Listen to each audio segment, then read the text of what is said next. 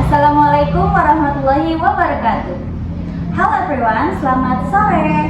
Perkenalkan, saya Sazlin Fitri Laila sebagai mahasiswi UIN Sibersyekh Nurjati Cirebon dari jurusan Komunikasi Penyiaran Islam. Dan ini narasumber di samping saya yaitu Risma Uliani Azahra sebagai mahasiswi Fakultas Hukum UNSUD atau biasa dikenal Universitas Jenderal Sudirman.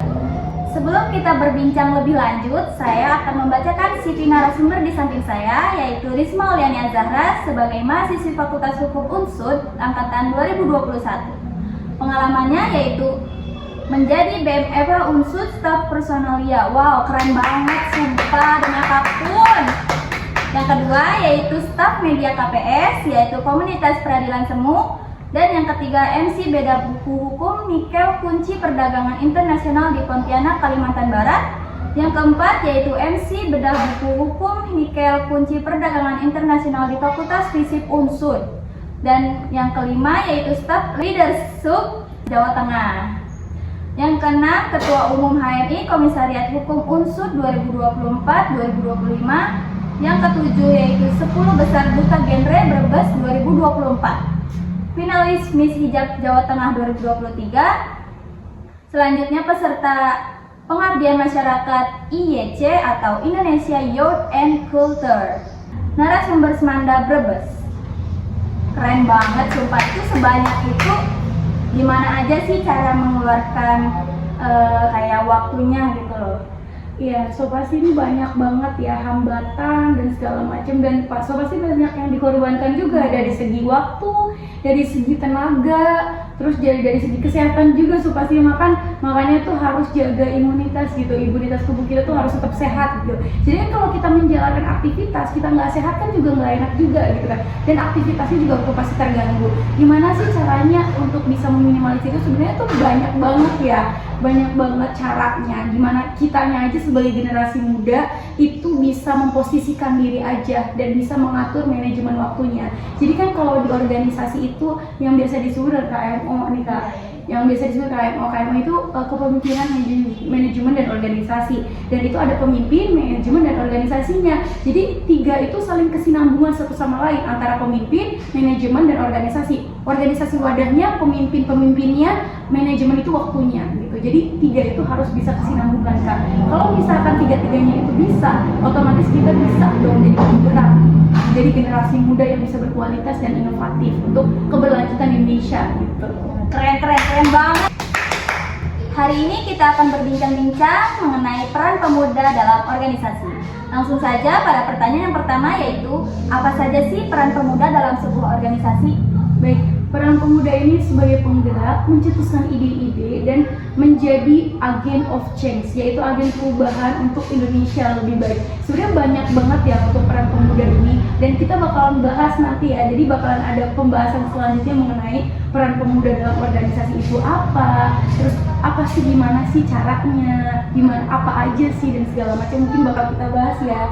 Lanjut ke pertanyaan yang kedua, yaitu siapa saja sih yang termasuk pemuda dalam organisasi itu? Baik, yang termasuk anggota pemuda itu anggota yang berusia 16 sampai 30 tahun. Yang dimana 16 sampai 30 tahun ini mempunyai peran aktif dalam organisasi maupun dalam organisasi di lingkup kampus, di luar kampus, atau organisasi internasional dan segala macam. Karena sebenarnya peran pemuda yang tadi sudah dijelaskan juga kan sangat penting ya untuk kemajuan bangsa dan negara kayak gitu. Lanjut ke pertanyaan selanjutnya, yaitu kapan pemuda sebaiknya mulai terlibat dalam organisasi? Pemuda terlibat dalam organisasi itu pada usia remaja, yang dimana pada usia remaja ini mereka itu memiliki minat dan bakat pasti tentunya. Jadi minat dia tuh di mana sih, bakat dia di mana, akhirnya dari minat dan bakat itu bisa menumbuhkan kreativitas, ide-ide, gagasan, yang dimana mereka bisa melatih leadership mereka gitu, kepemimpinan mereka. Sebenarnya jiwa pemimpin itu semua itu ada. Gimana cara kita untuk bisa mengasah skill. Ada yang namanya sekarang pelatihan ya, banyak banget ya, ada pelatihan skill public speaking, ada pelatihan banyak banget legal drafting, legal opinions dan segala macam. Gimana cara kita untuk bisa mengasah itu? Sebenarnya kita tuh punya skill gitu loh, punya skill. Jadi jangan takut dan jangan merasa minder gitu loh, bahwasanya iya aku tuh kayak gini, kok mereka kayaknya lebih pintar. Kayak enggak, semua tuh mampu sebenarnya. Gimana cara kitanya aja. Kalau kitanya nggak mau belajar, kalau kitanya cuma hanya stuck di zona nyaman, ya kita yang nggak bakalan bisa untuk maju dan berkembang kayak gitu. Oh gitu. Lalu pertanyaan selanjutnya yaitu pertanyaan yang keempat, ada di mana saja pemuda dapat berperan dalam organisasi? Oke, baik. Sebenarnya di mana saja pemuda dapat bisa berperan ya, Ya, berperan kayak aktif. tempatnya gitu. Yes, sebenarnya itu makin banyak ya. Ada sebenarnya kita kan makhluk sosial ya, pasti membutuhkan orang lain juga gitu kan. Kita kan ada yang mahasiswa, ada yang masih SMA, ada yang masih SMP dan segala macam. Biasanya kan di sekolah-sekolah ada yang namanya OSIS, Ya. ada yang namanya BEM, ada yang namanya apa. Dan itu peran pemuda di situ juga sangat dibutuhkan gitu, di dalam organisasi, di dalam lingkup kampus, di dalam lingkup sekolah gitu. Jadi di dalam lingkungan-lingkungan itu, entah itu di dalam sosial juga, di dalam keagamaan juga. Kan kalau misalnya di agama itu ada yang namanya UKI, biasanya ada UKI tuh, unit kerohanian Islam. Kalau di Fakultas Hukum Unsur itu ada yang namanya UKI, yang dimana UKI ini orang-orang atau remaja yang suka terkait dengan keagamaan. Kalau misalnya di fakultas itu ada yang namanya BEM per fakultas. Kalau namanya di kampus, salah satu universitas ada yang namanya BEM universitas gitu. Jadi BEM universitas itu cakupannya lebih luas gitu. Gimana cara kita untuk bisa memposisikannya aja sih sebenarnya. Sebenarnya peran itu sangat dibutuhkan di berbagai macam bidang atau di berbagai macam organisasi atau komunitas kayak gitu. Sebenarnya tuh kita yang harus nyari, bukan mereka yang nyari kita. Kalau kita mau berproses atau kita mau ada perannya ke dalam organisasi, kita harus yang nyari organisasi itu, bukan organisasi itu yang nyari kita. Kayak gitu. Jadi kalau bukan dari kita, siapa lagi? Kalau bukan dari sekarang, kapan lagi? Gitu. Gen Z loh, kita loh, generasi Gen Z loh. Gen Z itu harus punya pikiran yang kreatif, punya ide-ide, gagasan dan segala macam. Itu harus bisa dicetuskan, harus bisa menjadi pelaksanaan. Jangan cuma idenya doang, tapi nggak ada pelaksanaannya. Kan juga sayang ya kalau kayak gitu. Ada yang sebenarnya punya ide tapi nggak mau diomongin, dia takut dan segala macam. Kalau takut terus, gimana kita mau berprogres gitu? Gitu sih. Oh gitu. Oke. Lalu pertanyaan selanjutnya yaitu mengapa peran pemuda sangat penting dalam organisasi? Menurut saya sangat penting banget ya, sangat penting banget. Apalagi kan saat ini itu Gen Z itu sangat sangat memiliki peran aktif ya dalam dunia saat ini. Sekarang kan itu dunianya digitalisasi ya, yang dimana digitalisasi ini berkembang sangat pesat. Dunia IT ini berkembang sangat pesat, yang dimana Gen Z ini kayaknya lebih paham dan lebih tahu gimana caranya mengoperasikan laptop itu gimana, mengoperasikan HP itu gimana, caranya live itu gimana, caranya bisa ngediting gimana. Itu peran Gen Z itu sangat penting banget menurut aku, dan ini sebuah agent of change juga, sebuah perubahan. Itu katanya kata pemerintah gitu ya, kata Prabowo Subianto, berarti kita menuju Indonesia Emas 2045 kayak gitu kan. Kalau misalkan kita sendiri mau jadi orang yang gitu-gitu aja, gimana kita mau jadi emas gitu loh. Kita mau jadi generasi emas, yang ada nanti malah jadi generasi Indonesia cemas. Itu gimana dong? Cemas, kita kan cemas aja kayak aduh, kita stuck di sini aja, nggak ada perubahan gitu. Berarti kita menjadi orang yang seperti ini aja gitu kan. Makanya perlu adanya perubahan dari generasi muda gitu kan. Makanya peran generasi muda ini sangat penting untuk keberlanjutan kepemimpinan selanjutnya. Makanya kan ada yang namanya struktural. Nah, struktural kepemimpinan kan, ada yang namanya pemimpin dan segala macam di dalam instansi pemerintahan kan. Yang dimana itu kan bakal nanti regenerasi, ya kan? Nanti ada pergantian. Kalau misalkan memang mereka value-nya nggak ada, ya nanti pas pergantian itu ya gimana? Kita tuh bakalan jadi pelurus, bukan penerus ya. Kalau penerus itu yang tadinya jelek jadi jelek, kalau pelurus itu yang tadinya jelek jadi bagus. Baik, pertanyaan yang terakhir yaitu bagaimana cara pemuda dapat memaksimalkan perannya dalam organisasi sih? Oke, jadi caranya tuh gimana? Caranya tuh gimana gitu? Kenapa bisa sampai maksimal itu gimana caranya biar sampai maksimal? Sebenarnya itu nggak ada yang maksimal ya. Sebenarnya Iya. itu semua tuh pasti butuh belajar gitu ya, butuh belajar. Dan sebenarnya peran pemuda itu nggak langsung kita langsung mengikuti konferensi nasional, enggak. Kita harus dari bawah dulu. Kita harus bisa mengeksplor diri kita sendiri dulu. Kita harus paham terhadap diri kita sendiri dulu. Sebenarnya kita tuh gimana sih?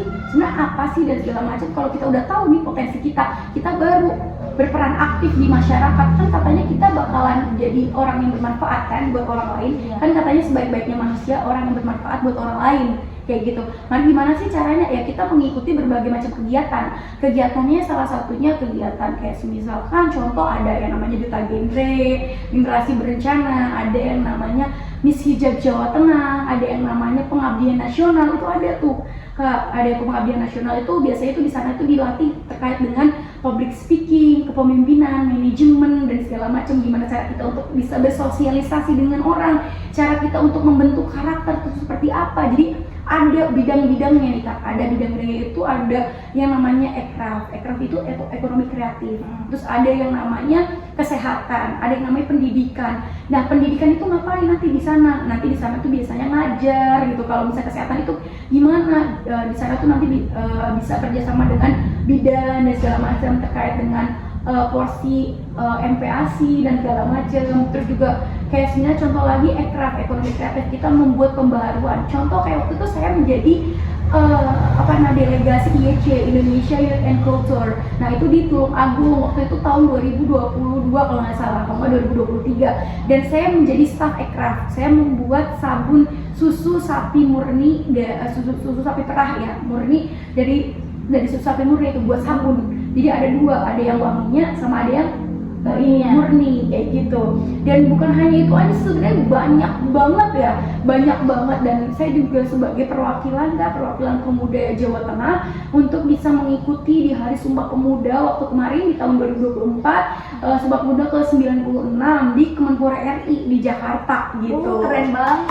Dan di sana sebenarnya saya banyak banget belajar Kak. Di sana banyak banget belajar terkait dengan kepemimpinan, dan di sana juga saya bertemu dengan orang-orang hebat tentunya, yaitu ada Mary Riana. Siapa sih yang nggak kenal dengan Mary Riana ya? Salah satu inspirator perempuan loh. Terus yang kedua juga ada yang namanya Habib Jafar. Beliau ini salah satu ini ya, motivator Islami gitu ya. Dia motivator Islami ya. Siapa sih yang nggak paham juga sama beliau Habib Jafar ya. Terus juga saya juga bertemu dengan berbagai macam dari instansi pemerintahan. Ada dari Raffi Ahmad juga, ada Marsha Widianto juga, ada Farel Bramasta juga, ada dari Menteri Kemenpora juga, ada Wakil Menteri Kemenpora juga. Sebenarnya banyak banget di sana ya. Dan relasi yang saya ambil pun sangat banyak Kak, gitu, terkait dengan gimana sih caranya kita untuk berani speak up, berani berpendapat. Nah, peran saya sebagai pemuda, kenapa sih saya menjadi perwakilan ke sana? Saya tuh menjadi perwakilan tuh untuk belajar di sana Kak, yang dimana ketika saya mendapatkan ilmu di sana, saya nanti bakal terapkan di organisasi saya, gitu kan. Bukan hanya organisasi saya saja, tapi nanti bakal saya terapkan di lingkungan sekitar, entah itu di bagian keluarga saya atau bagian misalkan saya magang di mana, dan ilmunya bakal saya terapkan. Jadi meskipun sekarang belum kelihatan manfaatnya, siapa tahu nanti di 5 tahun ke depan, 5-6 tahun ke depan, 7 tahun ke depan, ya kan ilmu itu yang mahal Kak.